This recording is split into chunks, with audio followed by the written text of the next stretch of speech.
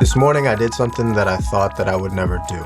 I decided to sell almost half of my collection, and this was right after I did my State of the Collection video of 2024. The reasoning behind me selling half of my collection is because I think it's just time for me to really go for watches that I've been eyeing for a long time. I think my desire is to have a little bit more refined, curated collection for myself. This wasn't an easy decision for me just because I do create sentimental connections with the stuff that I get, especially watches. But I think, I don't know, I just woke up and I felt kind of savage.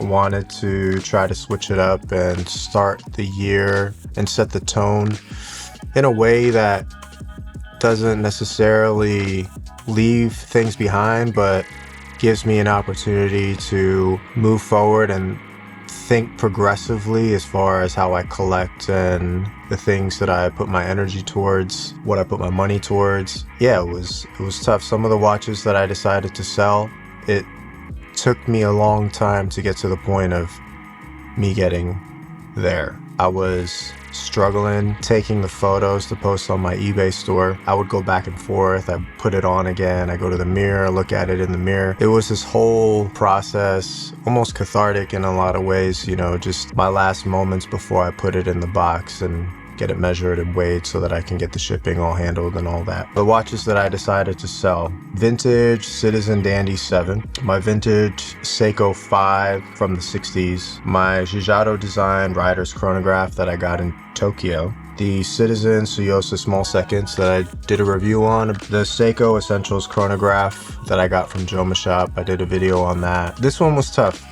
I decided to sell the Sternglass Marus. The Sternglass was, and still is, one of my favorite dive watches that I own. And it was the watch that kind of got this whole thing started. It was the first watch that I bought when I discovered micro brands. It was the watch that I made my first watch video about. But yeah, I've made peace with the idea of parting ways with that. And the reasoning behind it is because I own so many dive watches. Next is the Moonswatch. I never wore that watch. My wife did get it for me as a gift. I spoke to my wife about the idea of selling it and she said that she's fine with it, so I decided to put it up on the market. And then the last watch that I decided to sell was my SKX 007 that I modded. This was also a very tough decision because I love that watch, but again, that many dive watches is a bit excessive, I feel like, so I decided to just give it a shot.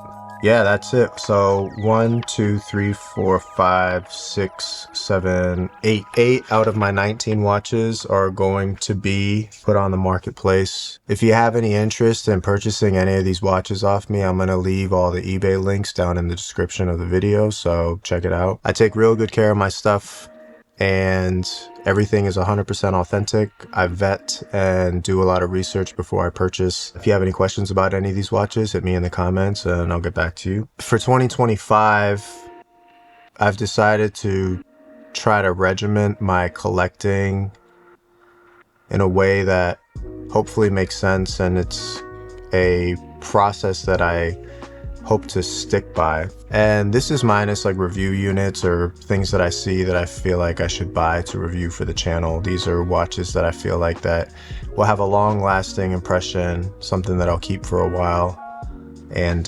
watches that I think that are my favorite that are out in the market right now. I broke it down to one watch a quarter. So every 3 months, I'm gonna try to buy one watch, and we'll see how this goes. It's probably gonna end up falling apart. You know how it is, man. Like, you just get impulsive sometimes, but the goal is to not be impulsive. The goal is to try to stay regimented while also trying to make smart financial decisions about watches that I buy for the channel if I want to review and all of that. We'll give it a shot. I mean, what's the worst that'll happen? I mean, a lot of bad things could happen, but you know, it's all in good fun. Don't forget to like, sub. If you have any questions, please hit me in the comments or find me on Instagram, Watch Crunch, we can have a chat. Thank you, and I'll see you on the next video.